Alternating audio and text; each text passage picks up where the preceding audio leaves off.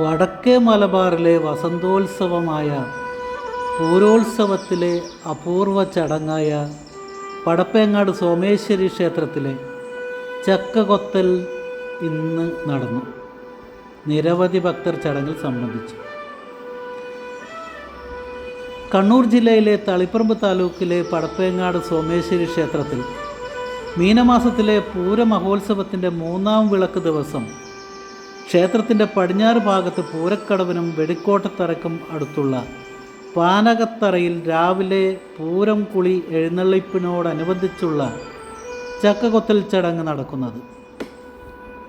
പഴയകാലത്ത് നിബിഡവനമായിരുന്ന പടപ്പേങ്ങാട് പടപ്പൈനിക്കാട് എന്ന് ലോപിച്ചാണ് പടപ്പേങ്ങാട് എന്നുണ്ടായത്.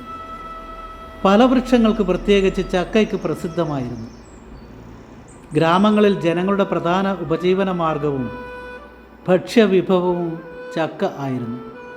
ഗ്രാമത്തിൽ ക്ഷാമവും കൃഷിനാശവും ഉണ്ടായ സമയത്ത് ഭക്തർ ഉള്ളു തുറന്ന് ദേവിയോട് പ്രാർത്ഥിച്ചപ്പോൾ ദേവി ഭൂമി സമൃദ്ധിയാകും എന്ന് അനുഗ്രഹം നൽകിയതായാണ് വിശ്വാസം. അതിനുശേഷം ക്ഷാമം മാറി വിഭവങ്ങൾ ഉണ്ടായപ്പോൾ ഉത്സവാന്തരീക്ഷത്തിൽ ഭക്തർ ആദ്യം വിഭവങ്ങളിൽ പ്രധാനമായ ചക്ക ദേവിക്ക് സമർപ്പിച്ചു. പിന്നീട് എല്ലാ ഉത്സവകാലത്തും ദേവിക്ക് ചക്ക കൊത്തി സമർപ്പിക്കുന്നത് ഒരു ആചാരമായി തുടർന്നു പോരുന്നു. ചക്ക സമൃദ്ധിയുടെ പ്രതീകമാണ്. ചക്കക്കൊത്തൽ എന്നത് തടസ്സങ്ങൾ നീക്കം ചെയ്ത് ദേവിയുടെ അനുഗ്രഹം പ്രാപിക്കൽ എന്നുകൂടി അർത്ഥമാക്കുന്നു. ചക്കയുടെ പ്രതീകാത്മക അർത്ഥം ഒരു ചക്കയിൽ 100 കണക്കിന് വിത്തുകൾ പലവക സമൃദ്ധിയെ സൂചിപ്പിക്കുന്നു. ചക്കയുടെ കഠിനമായ പുറന്തോട് ജീവിതത്തിലെ തടസ്സങ്ങളെ പ്രതിനിധീകരിക്കുന്നു. അകത്തെ മധുരം വിജയത്തെയോ അനുഗ്രഹത്തെയോ സൂചിപ്പിക്കുന്നു. അതുകൊണ്ട് ചക്ക കൊത്തൽ എന്നാൽ തടസ്സങ്ങൾ പൊളിച്ച് സമൃദ്ധി നേടുക എന്ന സന്ദേശം നൽകുന്നു.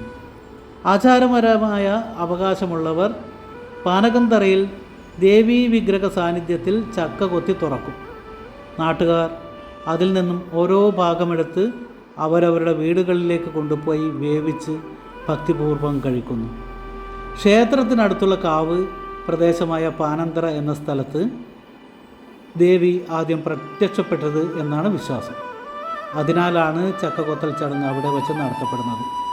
ദേവിക്ക് സമർപ്പിച്ച് പൂരമഹോത്സവത്തിൻ്റെ 3-ാം ദിനം പാനന്തറയിൽ അത് കൊത്തിയതിന് ശേഷമേ പടപ്പേങ്ങാട്ടുള്ള ദേവീ ഭക്തർ ഇന്നും ചക്ക കഴിക്കാറുള്ളൂ